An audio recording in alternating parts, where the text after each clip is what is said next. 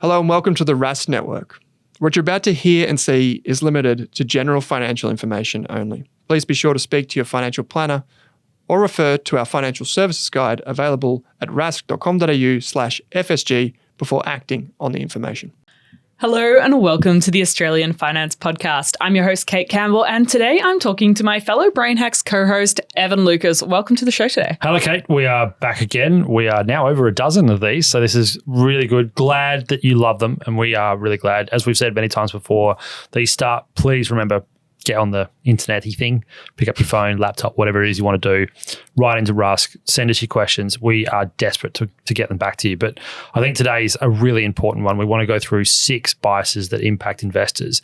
And with that, I think I want you to start, Kate, with this. We talk about biases over and over and over, but we probably haven't given you in the 13 episodes that we've done a really good description of what a bias is. Can you give us that? Yes. So from Psychology Today, they explain that a bias is a tendency, inclination, or prejudice toward or against something or someone. Some biases are positive and helpful, like choosing to only eat foods that are considered healthy or staying away from someone who's knowingly caused harm. But biases are often based on stereotypes rather than actual knowledge or of an individual or circumstance. Whether positive or negative, such cognitive shortcuts can result in prejudgments that lead to rash decisions or discriminatory practices. Yeah, I think that's a fair comment. I think that's a fair way. I love the term is shortcutting, right? So where this all comes back to and why biases, because of the amount of biases are helping decision making, right? They are helping cut down the amount of decisions that we'd have to cognitively make rather than instinctively make. So that's the difference also. Some people would argue that it's cognitive over instinctive. Biases means that we can navigate the social fabric of the world instinctively without having to make the decision, hello, Kate, how should I interact with you? Like this. We're naturally leaning forward or away from things without having to think about it too much. So with our biases, we can collate all of the previous learned experiences, all of our other stuff, and I know almost innately that when I meet you, how to behave.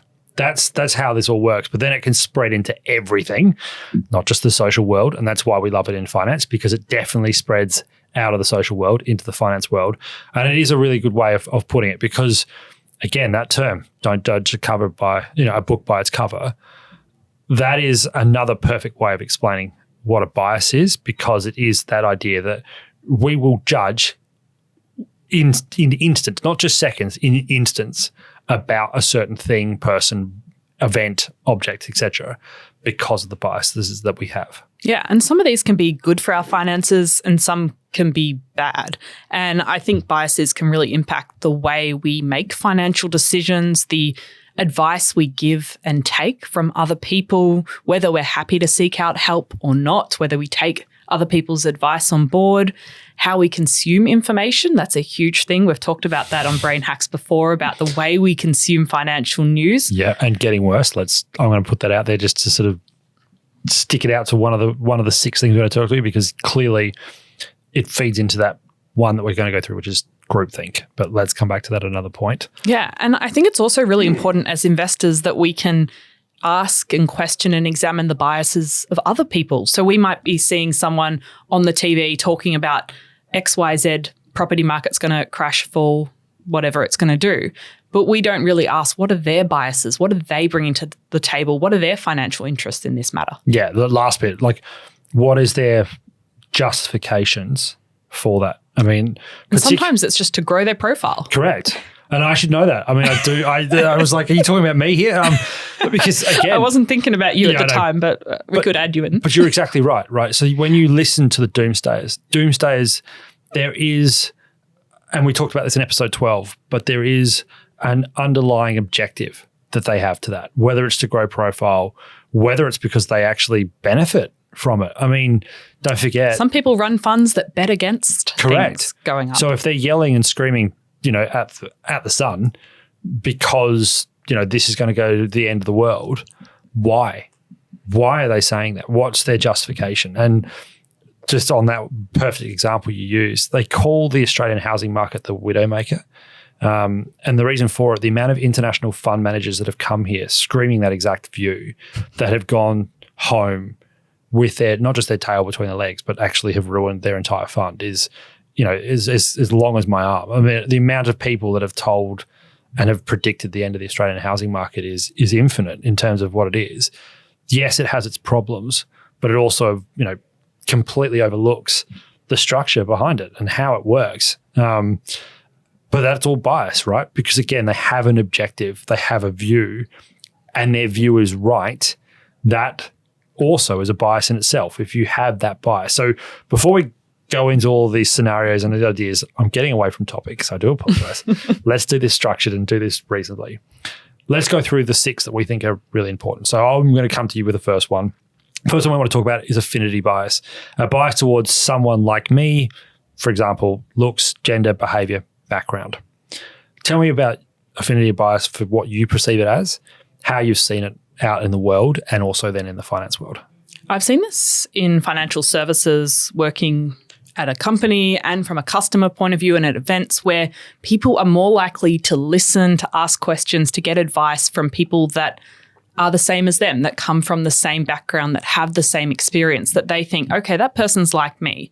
And this can work well, but it can also cause a lot of harm because it means you're not getting various points of view. You're just looking for things that reinforce what you've always known. And even in hiring, this impacts as well because companies don't get a huge range of viewpoints because they're hiring people like them. And so you can often see in fund managers a lot of groupthink, which is something else we're going to discuss because they get people that look like them and that are like them and that have had the same education as them. And so you don't get a variety of perspectives. Yeah, it's also called familiarity bias. And the way I look at it is in Australia, we are actually not great at investing overseas, despite the fact that, you and I and Owen and all that talk about it all the time. There's been some great studies by the ASX that show that since 2010 to the last one, which was 2021, so it's a little bit old, we have got better. So it was about 1.8 to every 10 investors invested overseas in 2010. It's gone up to just on 4, which is great until you hear the next statistic inside the ASX study that shows that of that investment overseas, only 2% of their total investment portfolio is international equities, right? Despite the fact that international equities for the last 20 years has outperformed the ASX by about 1.5% historically. Think about that on the compound. Because it's familiar. We invest in Australia because we know it. We invest in the companies we work for because we know it. We enjoy employee option schemes because they're the company we work for. And why would I invest in the company that's my competitor? So that's how I also look at this a bit further in terms of taking it into the granular financial detail, is that affinity bias, familiarity bias, whatever you want to call it, clouds our view about what might actually be best for our investment decision-making or our finances. Because as you said, you get into groupthink, which is a blurring into one of the others we're going to talk about. You do listen and only want to deal with those that are familiar. And it makes sense. I mean, again, it's easy, right? This is what biases are. Getting back to that definition from Psychology Today, the conclusion out of all of it, it's to make our life easier. It's to shortcut. And this is a big shortcut. Yeah. And sometimes the shortcut means you'll miss out on an opportunity or you'll miss out on a perspective that will really help you in your investing journey. Yeah. 2, let's keep moving. Halo effect. When we see one great thing about a person and therefore think everything is good about them. So again, gets back to that concept maybe about the TV fund manager or that journalist that you see on screen, the person that writes a certain book, you and me. All of that. You see one thing, therefore that equates to being them right 100% of the time. Because that's what it is, right? That's what the halo effect is. No matter what happens, you cannot see outside of how they are from your own personal view. So I would actually let's go a little bit higher level than that. Think about some of the big global players in finance, business, etc., that have what I would call the absolute ultimate halo effect, which are an Elon Musk is a great example, I think is one. Warren Buffett is another one to sort of highlight. 2 very different personalities, but there is no doubt they garner the halo effects to the nth degree. And it allows you to look past all the flaws or the negative aspects of the company or the person and things like that. And money does allow you to look like a much better person or company than you might be. Like a lot of companies are doing this with greenwashing, where they're making their prospectus, they're making their annual report look great. They're giving out some grants to communities. But if you look under the surface, what they're doing isn't that great. Yeah. Or, again, gets back to what we talked about in episode 12.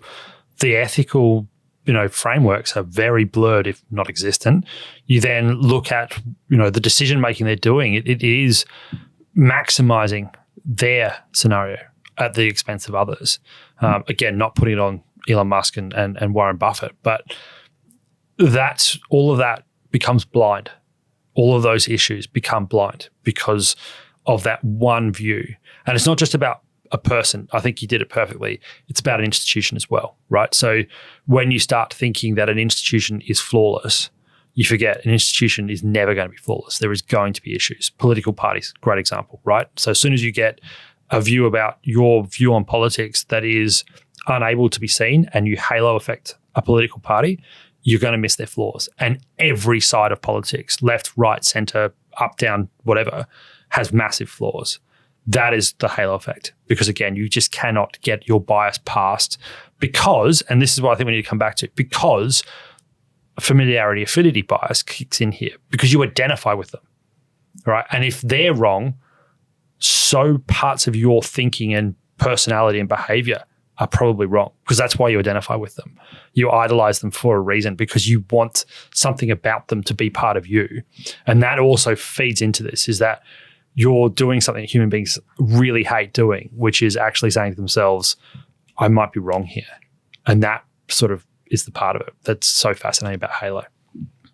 All right. The next one is the opposite of the halo effect. And I like this one. It's called the horns effect, which is where we might see one negative thing about a person, a company, an institution, a political party, and decide that the entire thing is rotten or we don't want to engage with it. We might see that one person lost money investing in the share market, therefore the whole share market is rigged and I should not invest in it. Yeah, perfect. Again, don't judge a book by its cover, right? So, and I think this is the perfect follow-on from exactly what we said. And I think, again, the political one is the answer, the best example of it, because with a halo effect, your side is right, which clearly means the horns effect kicks in. As soon as you see the other side, they are wrong. They have done one thing wrong, and there's nothing they can ever do that will ever be right. That is immediately those two biases. It's very strong right now. Don't need to talk about why, but we know what's going on. It's the same also if you look at some of the decision making overseas that I think is quite fascinating. You look at, I think I've been trying to think of one a really good example because I said Elon Musk and Warren Buffett are great for the halo effect. It's not as easy to pick the horn effect, but there has been, for instance, one of the biggest bets I've ever seen was somebody took a huge, huge gamble on Kodak.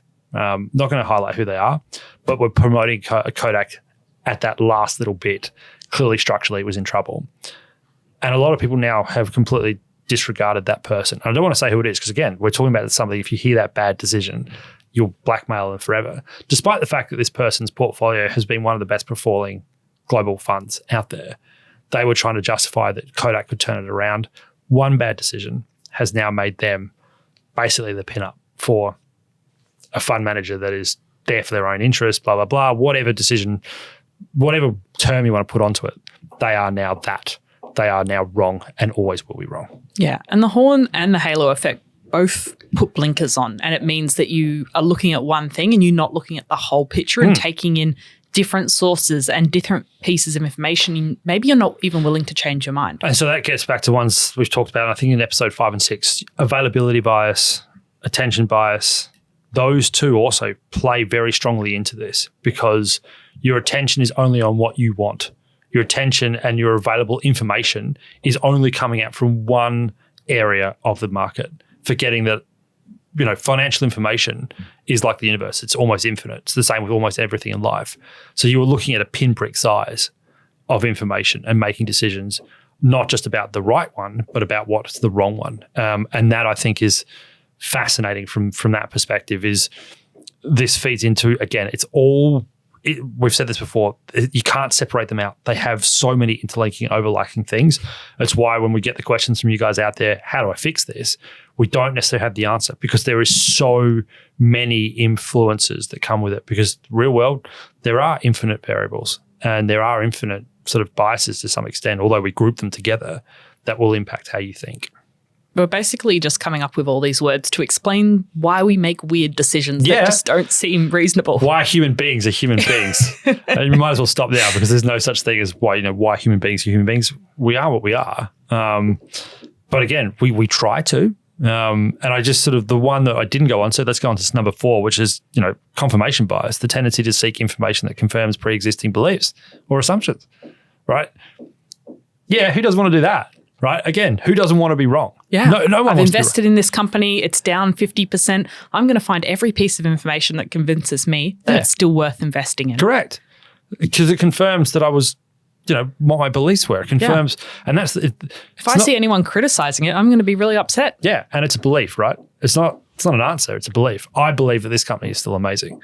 It's like you talk about anything across the board. Crypto's always been a great one. Yeah, I'm wrong because crypto's kept going. But my confirmation bias confirms to me that I don't want to be involved with it because I see the risk in it. Mm. But, and good on those that have. It has made people good money. But it's because my bias is that I'm a risk-averse person when it comes to those kind of things. And as much as I want to change myself, I probably won't, because I also still believe that I'm, inverted commas, right, that there is a concern in that overall market.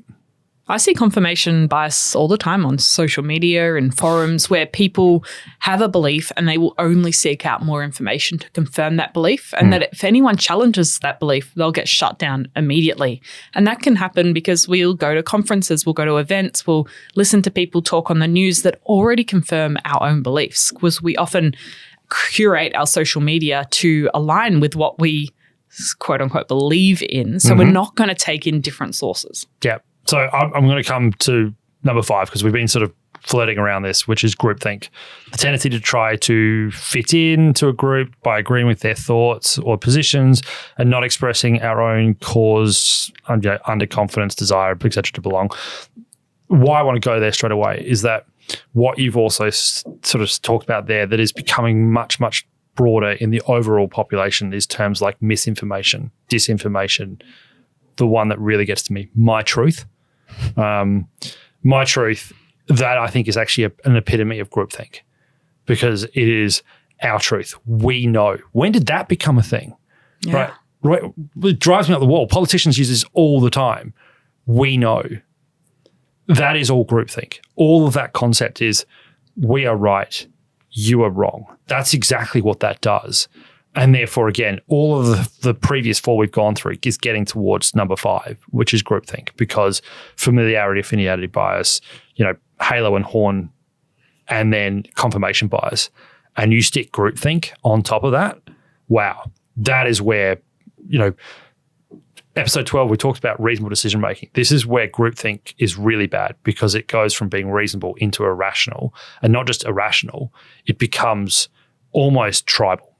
And that's, I think, the other part of groupthink. And it means you might make decisions that you would have never made on your own because you're falling into that group pattern and consensus. And often the group might make a lot more extreme decisions than all of those individuals on their own. You might suddenly find yourself investing in a different way that you were investing before because it's part of the group. If they believe it, it must be true. Yeah, and you said something there that I think also needs to be picked up, consensus. I've got all the information because the consensus information tells me that this is the right thing to do. But it also forgets that consensus is mob, right? The mob theory comes back into that. And if you're not getting information outside of the, familiarity bias, affinity bias, the groupthink bias that you have, realistically, consensus doesn't exist because you haven't got consensus. You haven't got the bell curve spread of information. You've got the 90, the P at 0.05, if you want to go through the statistic model view, which means you haven't got consensus. You've got a variable, and the variable is your group's view of anything or whatever it happens to be.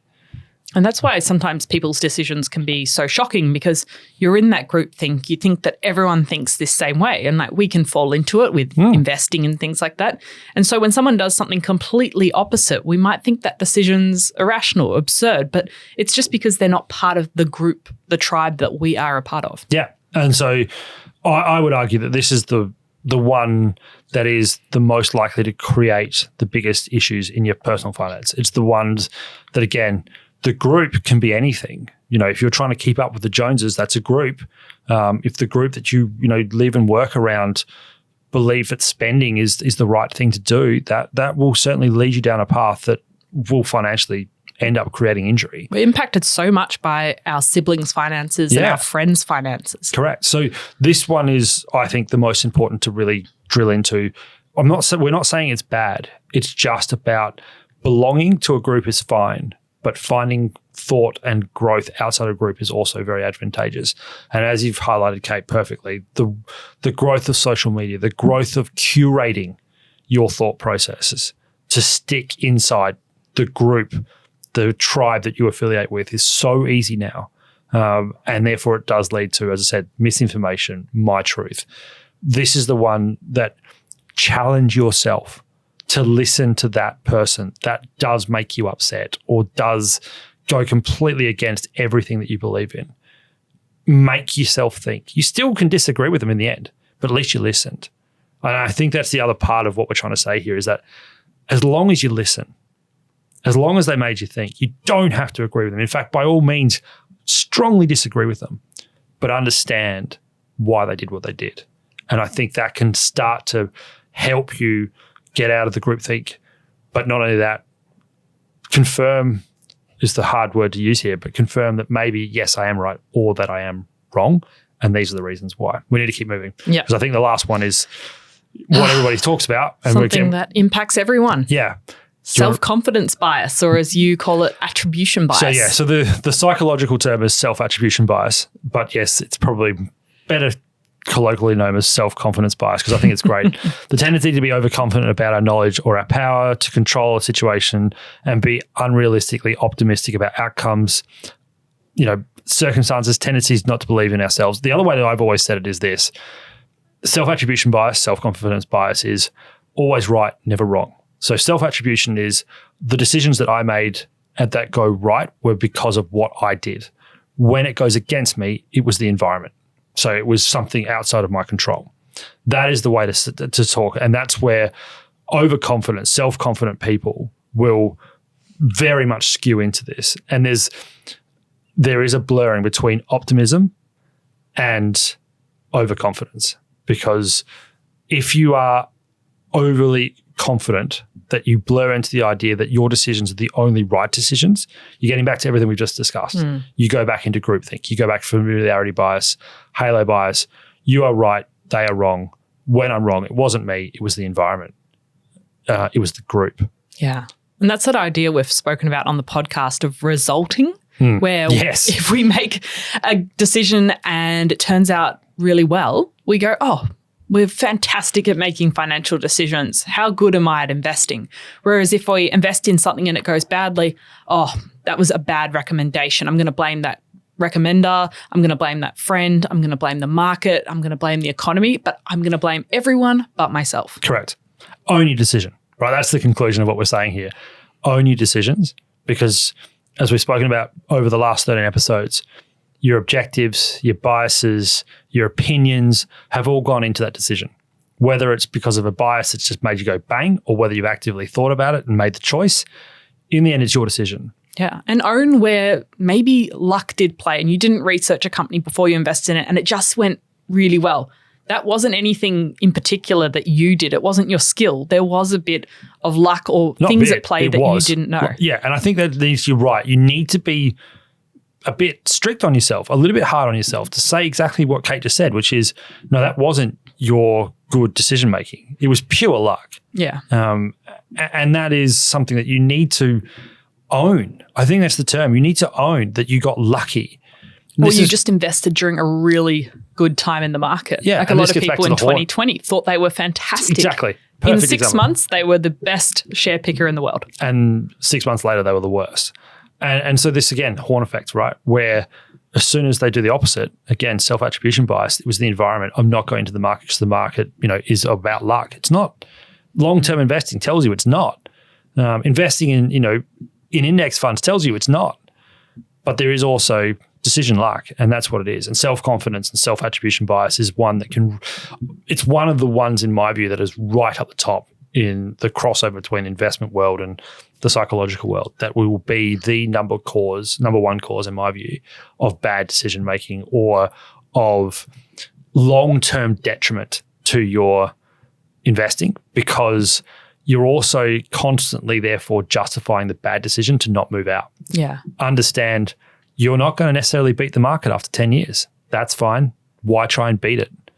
Join it to some extent, because this is why ETFs are so important to people's investment portfolios these days, is because we know after 10 years historically, all fund managers, all stock pickers will probably come back to the market. They'll still have ones that have outperformed and so on and so forth. But are you strong enough mentally to overrun your self-confidence and say, actually, I got not all of my decisions right, and therefore the best decision probably was to actually do the group one. And I know we've talked about group thing, but this is a bit different, rather than trying to actually constantly prove that I'm right and everybody else is wrong. I guess there's the opposite of self-confidence bias, where we never take responsibility for a single decision we make with our finances. And when things go wrong, it is never our fault. Yeah. And so that spreads into another story, maybe something for another episode, but because we're running out of time. But I think you're perfectly right. Those, we refer to them as the ostrich, right? Those that basically put their head in the sand, that have no idea about their finances because they don't want to, right?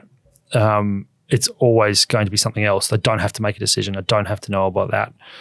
And that, I think, is something to talk about in the future, is the indecision biases, the biases that lead us to actually deliberately avoid this. And I think we're going to take away from this. So for me, my key takeaway, I think there's the two things. Understand your overconfidence will be a problem, and get more voice, because groupthink will kill you. Your takeouts?